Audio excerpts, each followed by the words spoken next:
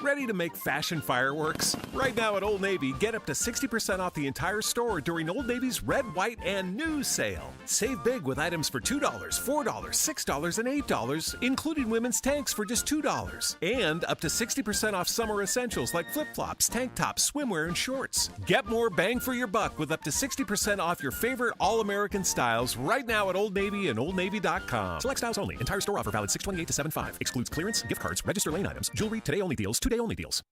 Hi, this is Jeff Altman, the Big Game Hunter, and you're listening to No BS Hiring Advice Radio, or watching it as a Google Hangout.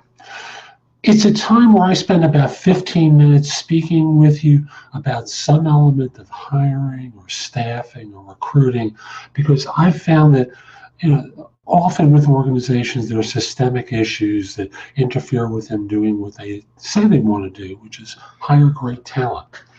So I spend a few minutes once a week talking with you. Generally, it's Wednesday at noon about some element of staffing.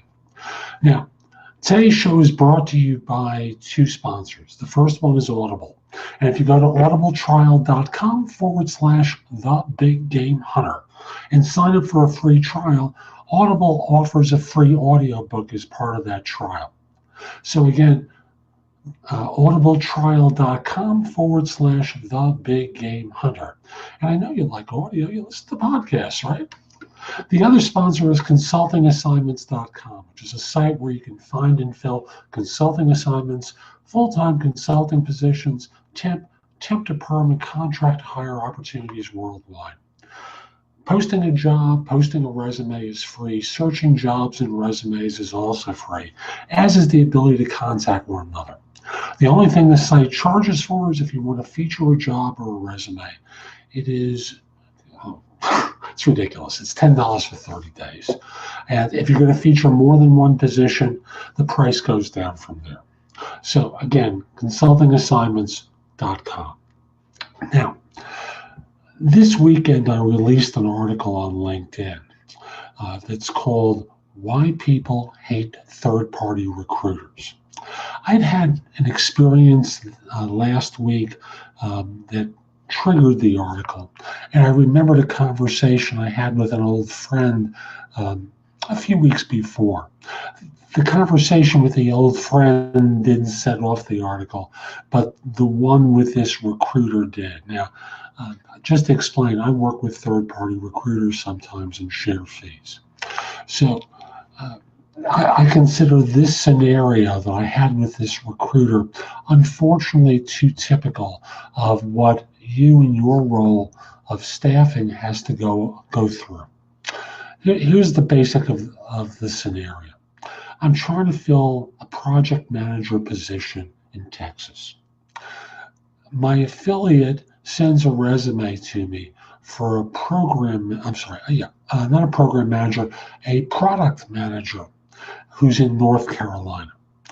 Again, project manager, program manager. Texas, North Carolina. Not exactly a place where the twain is meeting in either case. So my practice is I don't respond if I get a bad resume. I don't care if that's from a recruiter. I don't care if that's from a candidate. My advertising always says I will only respond if I think your background fits the role that's involved. So I receive that, and then from there, a day or two later, I get a phone call from him. Now, he's going to try and argue his way into getting me to work with this person. So he says, did you see the resume that I sent? Yeah, I wasn't interested. That's why I didn't contact you. That's why I didn't contact the candidate. But he's a product manager, and he wants to work in Texas. I said, well, that's of no concern to my client. Frankly, am I supposed to care? This is a job for a project manager, and they want someone local to where they are in Texas. But, and that was the last word he heard because I hung up at that point. I can only imagine what it's like for you in your job, because I'm not in your role. Most of the third-party recruiters I work with are remarkably competent and very deferential. We respect one another. We work well with one another. And the result winds up being, excuse me, I had to check for a text there. we respect one another in our judgment because we know our clients better than the other affiliate does. However, I gotta imagine you get this scenario thrown at you all the time, where you're getting argued with by some idiot who doesn't really know what they're talking about, and their basic premise is to get you to talk to the person. I know you'll love them; they're terrific. And what do they really know about this person that they think that you'll love them and think that they're terrific, even though when you stare at the resume, there's nothing there that interests you.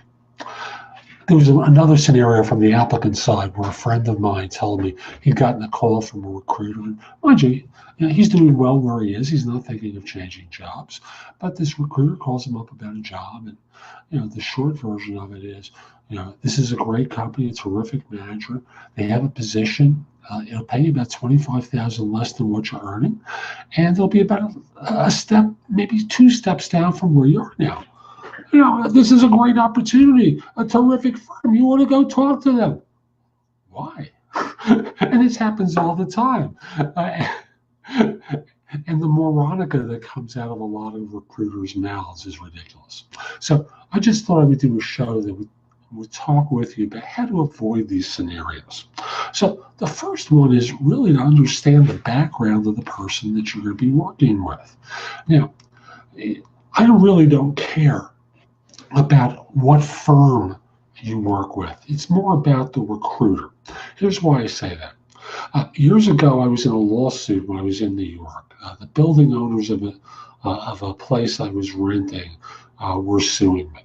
I was clearly in the right, but what was going on was I had roof rights to this penthouse apartment I had. One of the owners wanted to build an extension to his apartment up on the roof, and he needed about 3 feet of my space. And I said, sure, no problem. And I just said, one thing I ask you, for however long I'm here, no window overlooking my property. I don't want to be entertainment for you and your wife. He says, fine. And one day I see a window being framed out. And I insisted the construction stop. Now, we each went to battle.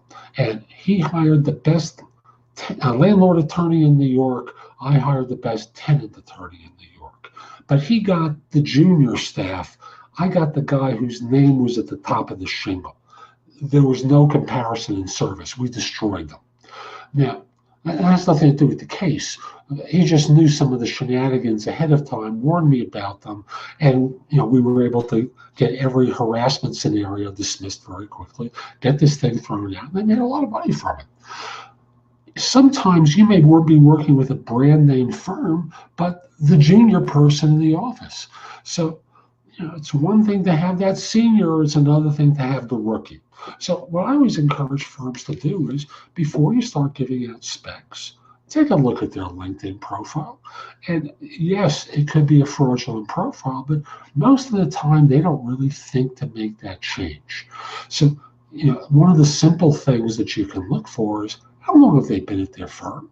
Are they bouncing around from one shop to another, which to me basically signals that they're not really very good, because if they were making money, they would be able to stay where they are.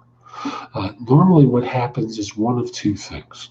Number one is you're getting someone who is leaving right before they get fired because they're not producing, not generating revenue.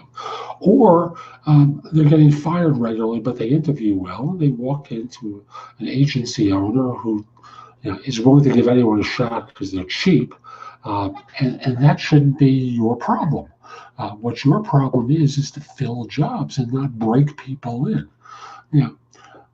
Even in working with experienced people, I'll use myself as an example.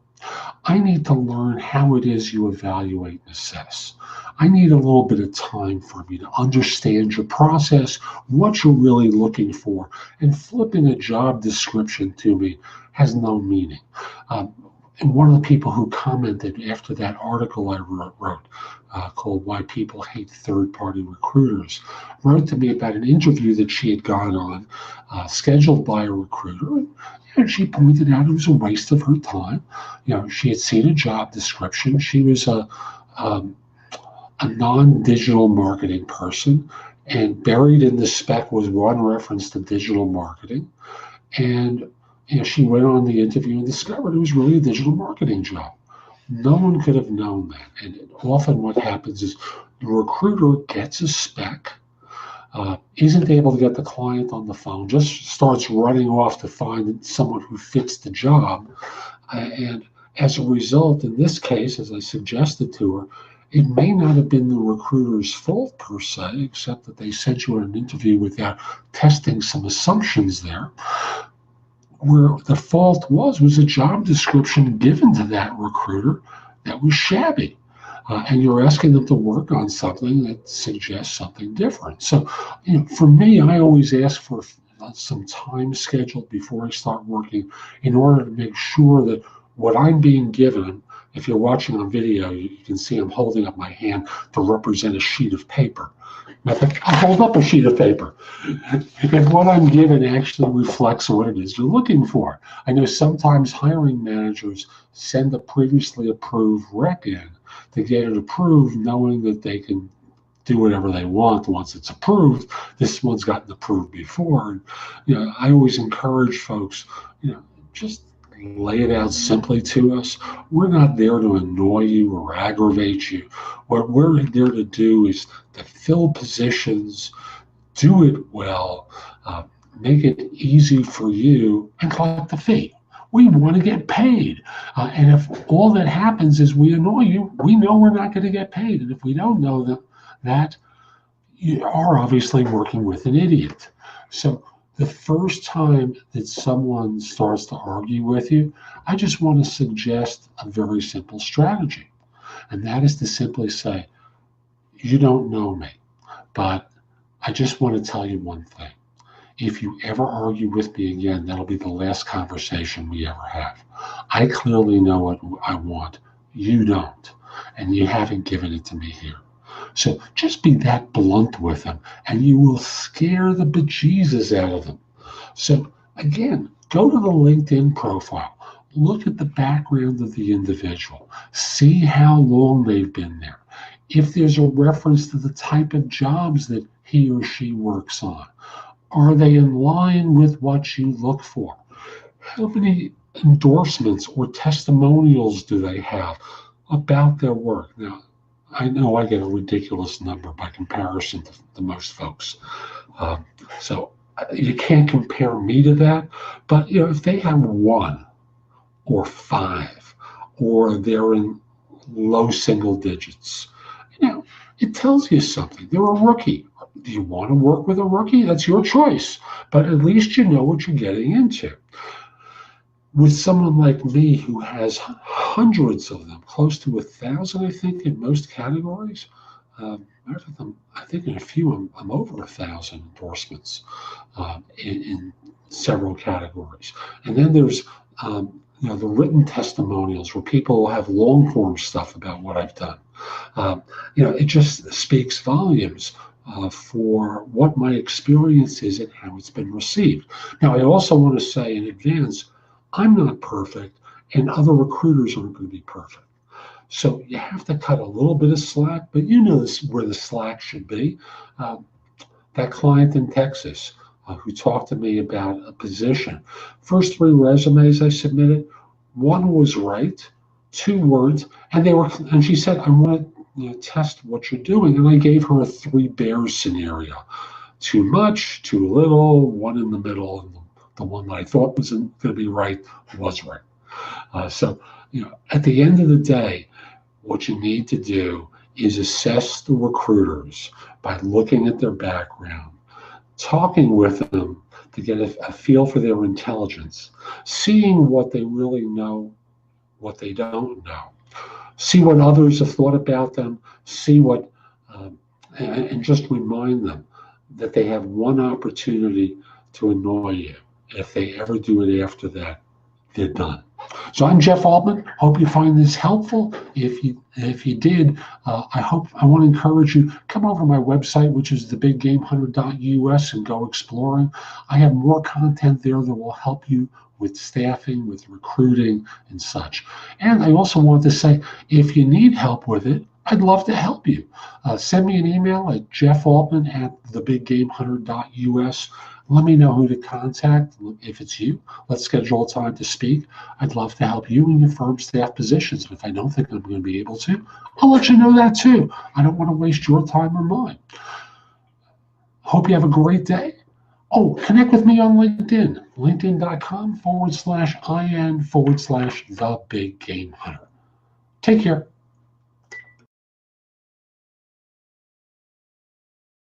You're a business owner. Check. You have business owner's insurance. Check. And 10 years ago, that wouldn't have been enough. Today, small businesses are being targeted and taken down by hackers. Medical offices, consultants, CPAs, any business that's built success has everything to lose. You probably have cybersecurity installed on your computer. Check. But you probably don't have cyber insurance. Coverage against loss and damage if your data is compromised. Cyber Policy covers that gap. Cyberpolicy.com shops the leading cyber insurers to find you the right policy at the right price to avoid a catastrophe. Coverage against loss and damage if your data is compromised. Get a custom quote today in just 4 minutes. And for a limited time, use the promo code BLOGTALK to get Norton's small business protection for up to 5 devices. Free when you sign up for cyber insurance. Plan, prevent, insure. Visit cyberpolicy.com. That's cyberpolicy.com. Ready to make fashion fireworks? Right now at Old Navy, get up to 60% off the entire store during Old Navy's Red, White, and New sale. Save big with items for $2, $4, $6, and $8, including women's tanks for just $2. And up to 60% off summer essentials like flip-flops, tank tops, swimwear, and shorts. Get more bang for your buck with up to 60% off your favorite all-American styles right now at Old Navy and OldNavy.com. Select styles only. Entire store offer valid 6/28 to 7/5. Excludes clearance, gift cards, register lane items, jewelry, today-only deals, two-day-only deals.